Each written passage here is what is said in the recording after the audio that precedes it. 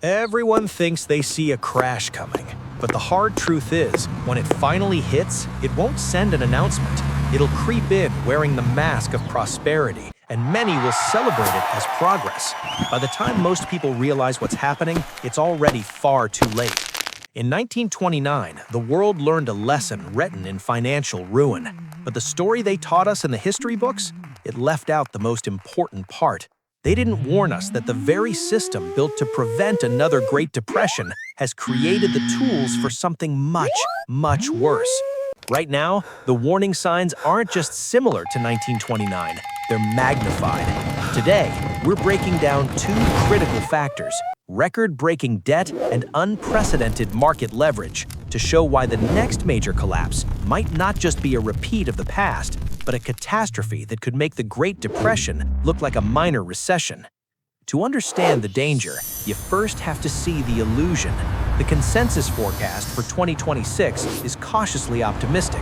Most major financial institutions are predicting modest growth, somewhere around 2.2% for the U.S. economy, as inflation cools and the Federal Reserve begins to ease interest rates. The mainstream view is that we're heading for a soft landing, not a crash. They're painting a picture of a world where growth just moderates, inflation behaves, and central banks gently guide us back to normal. But this is exactly where the danger lies. Extreme optimism often feels safest right before the fall. The very conditions breeding this confidence are the same ones that fueled the 1920s, a belief that this time is different. Back then, they had the radio and the automobile. Today, we have artificial intelligence and the promise of a new productivity boom. The narrative is seductive because it feels like progress. But what if the consensus is wrong? What if the structural weaknesses in our system are now so profound that the next downturn won't be a gentle landing, but a complete structural failure? While some economists see recession odds as low as 30%, others are sounding the alarm, putting the probability as high as 70–80%. The real story isn't in the optimistic growth forecasts, but in the brittle foundation they're built on. Two cracks in that foundation have grown into chasms, a mountain of debt that dwarfs anything in history, and a level of speculative leverage that makes a 1920s look primitive. The story of 1929 is often told as a stock market story, but it was really a credit story.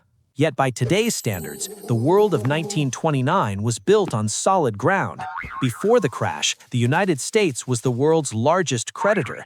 The government had run budget surpluses for 11 straight years, and while private debt was rising, the total debt to GDP ratio, the measure of all debt in the economy versus its output, was significant.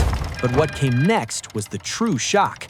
As the economy collapsed, GDP plummeted, and the debt burden spiraled. Now, compare that to today. We aren't entering a potential crisis from a position of strength, but from the most indebted position in human history. As of early 2026, U.S. national debt alone has surged past $38.5 trillion. It took the nation over 2 centuries to rack up its first $2 trillion in debt. Recently, it has been adding that amount in less than a year.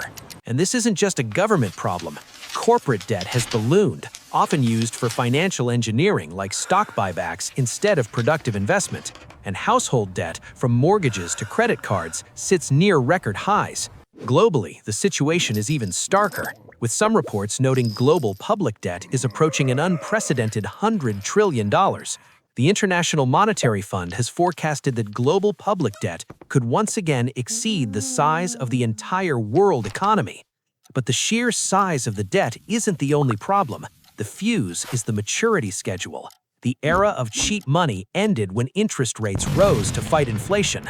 Now, a massive wall of that debt is coming due and has to be refinanced at brutally higher rates. According to some analyses citing the OECD, a staggering portion of global public debt is set to mature by 2027. In the US alone, data from late 2025 showed that approximately 1/3 of all publicly held marketable debt was set to mature in the next 12 months. This creates a terrifying feedback loop. Governments and corporations will be forced to borrow new money just to pay the interest on their old money. In the United States, annual interest payments on the national debt are now crossing the $1 trillion mark, an amount that has nearly tripled in just 6 years. That's $1 trillion that can't be spent on infrastructure, healthcare, or tax relief. It's a deadweight loss that grinds the economy down. Here's the critical difference. From 1929, the debt crisis was a consequence of the crash. Today, the debt crisis is the precondition. We're starting at debt levels that 1930s America only reached in the depths of its misery. There is no surplus, no buffer. The US is now the world's largest debtor, not its creditor. This leaves policymakers with an impossible choice. The traditional response to a crisis is fiscal stimulus, government spending to prop up demand. But with debt levels already critical, any large-scale stimulus risks triggering a sovereign debt crisis, a currency collapse, or runaway inflation. The medicine has become the poison. The Roaring '20s were famous for speculation. The defining feature was buying on margin, where ordinary people could borrow from their broker to buy stocks. It was a high-risk gamble that amplified both gains and losses.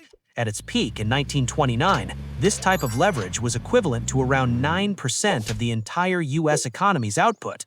When the market turned, margin calls acted like a lit fuse, forcing waves of selling that cascaded through the system and led to an 85% market collapse. Back then, a new era of technology, radio and automobiles, convinced everyone the old rules of valuation no longer applied. Sound familiar? We've just replaced radio and cars with artificial intelligence and electric vehicles. Underneath the modern packaging, it's the same dangerous game, but played with far more powerful tools. Margin debt is just the tip of the iceberg. Today's leverage is often hidden in complex financial instruments called derivatives. The derivatives market is almost impossibly vast. While its notional value, the total theoretical value of all the bets, is often cited as being over $1 quadrillion, that number can be misleading. A more realistic measure, its gross market value, is still in the tens of trillions of dollars. This is a web of interconnected bets on everything from interest rates to stock prices, with immense counterparty risk concentrated among just a few major players. A failure at one point could cascade in ways modern financial models can't even predict. We see this speculative fever everywhere. We saw it in the crypto boom, the meme stock frenzy, and we see it now in the AI bubble. Instead of simple margin loans, today's market uses leveraged ETFs, complex option strategies, and other forms of lending that don't always show up in the headline stats. This isn't just a market phenomenon, it's a psychological one. By holding interest rates near zero for over a decade, the Federal Reserve trained an entire generation of investors to believe that risk had vanished. They created an environment where speculation wasn't just rewarded, it felt necessary. And while the Fed is expected to cut rates to a range of 3 to 3.25% by the end of 2026, a world with 3% interest isn't a world with free money. The adjustment from a decade of stimulus will be painful and will expose who's been swimming naked. In 1929, the leverage was visible and relatively simple. Today, it is systemic, complex, and hidden in plain sight. Making sense of these enormous shifts in the economy is one of the biggest challenges we all face. If you want to stay ahead of the curve and understand the forces shaping our financial future, make sure you subscribe and hit that notification bell. It's the best way to support the channel and ensure you don't miss what's coming next. So, why could the next depression be worse? It comes down to this. The forces of contagion are stronger, and our defenses are weaker. In 1929, the crisis was largely US-centric before it slowly spread across the globe. Today's world is hyper-connected. A financial shock in one major market would move almost instantly through global supply chains and interconnected financial systems. More importantly, our policy tools are constrained. In the 1930s, the government responded with massive fiscal stimulus, like the New Deal. In 2008 and 2020, central banks and governments threw trillions at the problem, cutting rates to zero and flooding the system with cash. But we have already played those cards. While interest rates can still be cut from their current levels, they can't go to zero without risking more inflation.